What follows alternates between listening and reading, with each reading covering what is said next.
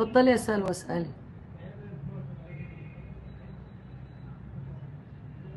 لا والله يا سمر ما تسوى.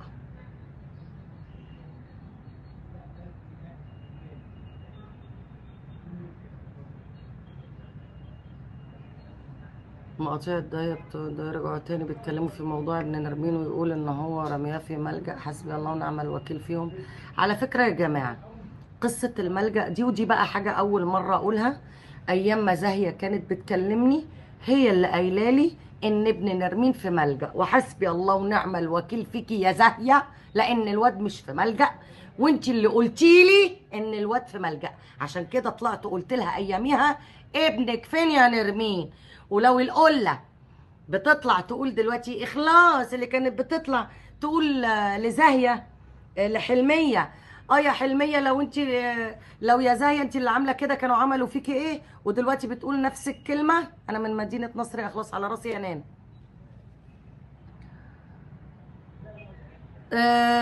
دلوقتي بتقول نفس الكلام لحلميه. اه قبل ما اتظلم على فكره، لان انا حسيت بظلم حلميه لما ظلمتني وبدون اي وجه حق، وصدقت كلام نرمين اللي كل كلامها كذب لما قالت لها ده اخلاص جالها دعم من ابو فهد، صح؟ صدقتها في دي، لكن كل اللي بتقوله كذب، انما صدقتها في دي، فانا اتظلمت. طبيعي ان انا اقدر ظلم حلميه، فانت انسانه ظالمه، وانت اللي جيتي يا زاهيه، وده اعتراف مني اهو اول مره اقوله. انت اللي جيتي لي على الخاص وقلتي لي ابن نرمين في ملجأ يا كدابه، ودلوقتي انت بتقولي الكلام ده لشله حسب الله اللي عندك. الوقت مش في ملجأ، ده انتوا عالم زباله. تسلمي يا ميس جولي.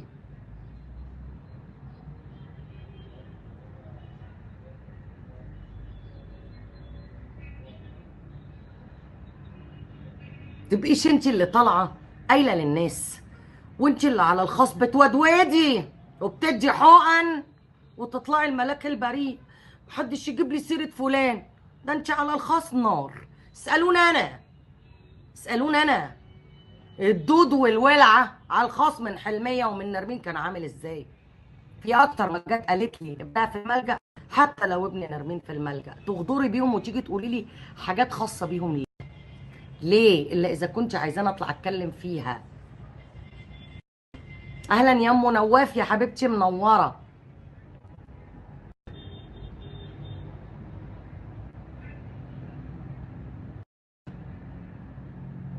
حوارات منى منوره حبيبتي.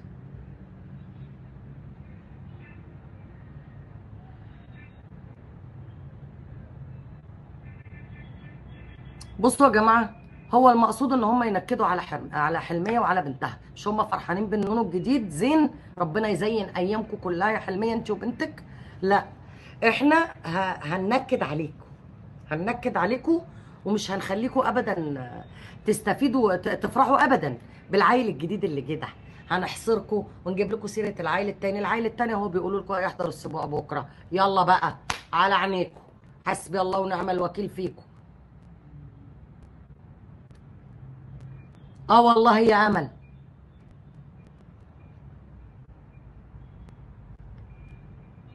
تسلمي يا نانا يا حبيبتي، ربنا موجود.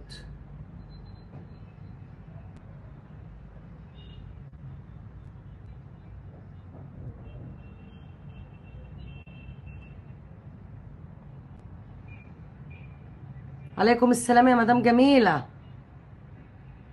كان هنا ده بياكل احلى اكل، بيلبس احلى لبس، انا ما بقصرش معاه عامه وهو موجود. انا بقصر معاك يا محمد في حاجه؟ بترن عليا في اي وقت ما بجالكش؟ انت قاعد مع مين يا محمد؟ طبعا المكان اللي احنا فيه ده شارع القاعات. هات لهم الشارع كده من اوله كده. اه هات لي الكاميرا تاني كده. يعني ده شارع القاعات، الشارع ده اسمه محمد المعسكر، ده الشارع ده اسمه المعسكر. قاعد في طلخه. ياما عاوزه تيجي تسالي عليه تعالي اسالي عليه، عاوزه تيجي تشوفيه ياما تعالي واهله هيرحبوا بيك وتشوف. الشرط اللي انا اي حاجه اعملها لمحمد اجي اقول لك حضرتك تعالي شوف انا بعمل له ايه، او حضرتك تعالي شوفوا عيشته ماشيه ازاي. طيب احنا مانعين محمد، حضرتك طالعه تتكلمي عن محمد. طب انت طالعه تتكلمي عن محمد ليه؟ انت طالعه تتكلمي عن حاجه انت اصلا متملياها من عالم تاني، عالم رمم برضه شبه حضرتك كده. حلو الكلام، ما هو اللي بيوصلك حاجه زي ديت اللي انت تطعنى طفل زي ده كلام ملوش ريحه اللازمه من اللي انت بتقوليه ده يبقى هم عالم مش نظيفه. عايش في سنة انا بشرب مخدرات ازاي؟ عايش في السنة الرابعة بشرب مخدرات ليه؟ قلت لك قاعد في ملجأ. ملجأ مين يا ام ملجأ؟ ايوه ملجأ مين يا ام ملجأ صحيح. احنا يما الحمد لله ما هوش بعيد عني، من كتامه وهو من طلحه، يعني ما بينه وما بينه 5 دقايق. باجيله بشوفه باخده معاه العربيه عقربة حرباية وناقصة رباية تاكل معايا وعايزة أذايا عينيها حسادة علشان نتجادى مني يا ساتر أوي أوي بزيادة. تشويه السمعة أسلوب كل إنسان حاقد وسوداوي من جوه. ليكوا علاج، ربنا يعينكم على حالكم. تمام، سلام. يبقى خلي بالك وانت بتحكي عني، عشان حبايبي كتير، ما تبقاش لتات وعبيط.